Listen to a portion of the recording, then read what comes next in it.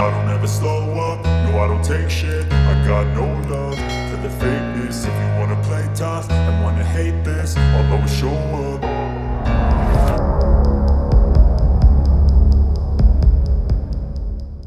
Bakhmut. Russian casualties mount but tactics evolve. Ukraine has drawn a line in the dirt, and that line is Bakhmut.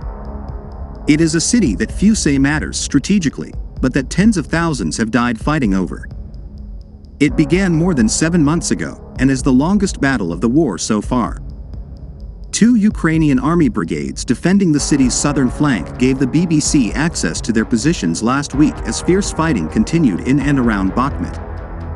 The men have spent months facing both regular Russian army forces and prisoners recruited by the Wagner private military group who have swarmed their trenches in droves.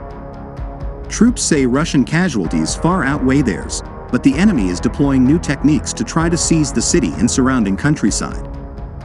Ukraine's forces are outgunned and outnumbered, but on a chalk hillside to the south, there is the anti-tank group from the 3rd Separate Assault Brigade. 3 Storm, as they are known, are unyielding. They've dug trenches deep into the earth. Timber props supporting the roof shudder as Russian artillery lands in the near distance, and field mice scurry along duckboards. An antiquated field telephone sits in a wooden nook. These are conditions their grandfathers would recognize. They cannot get to us. We can see for a kilometer in all directions, says a bearded 26-year-old soldier who goes by the call sign, Dwarf, pointing out Russian positions. We can hit the enemy with everything we have, he says.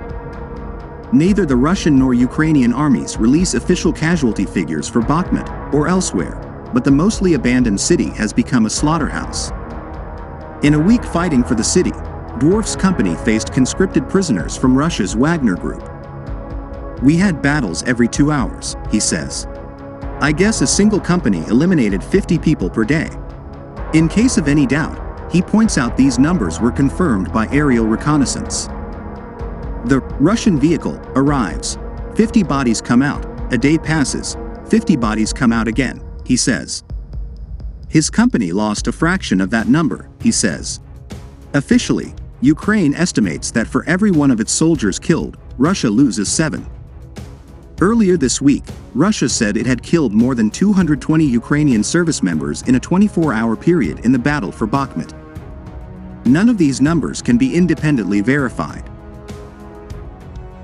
In a newspaper interview, 2 captured Wagner conscripts told the Wall Street Journal that before they are sent forward, they receive little training beyond learning to crawl through forests in the dark. After 6 months serving at the front, they are freed, assuming they survive. Conditions all along the 600-mile-long Eastern Front have begun to change.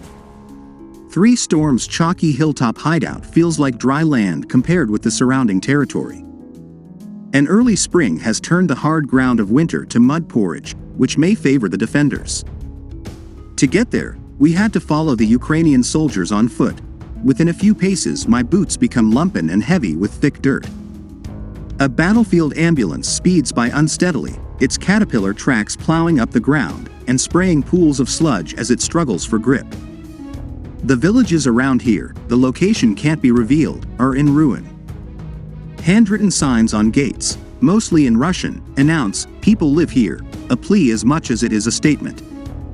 But the streets are entirely empty, apart from abandoned dogs who roam the ruins of destroyed farms and homes. For the past 2 months, Russian forces have steadily advanced, trying to encircle Bakhmut.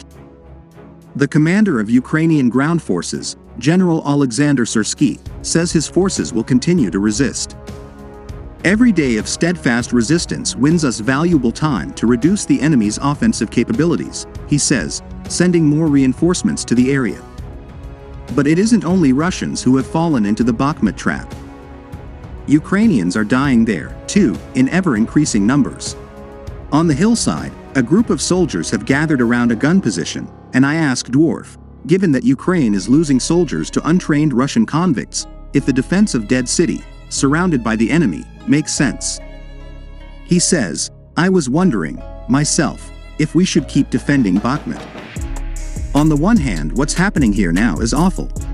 There are no words to describe it. But the alternative is we give up Bakhmut and move to another settlement. What's the difference between defending Bakhmut or any other village? His comrade, a strongly built man with a full dark beard who goes by the call sign home, agrees. It's not a strategic question for us here. We are ordinary soldiers. But this is our land. We may then retreat to Chasiv Yar, from Chasiv Yar to Sloviansk, and so we retreat up to Kiev. Let it take a year or 2, 4, 5, but we have to fight for every piece of our land. The men have been fighting for more than a year now, and they say the Russians are evolving.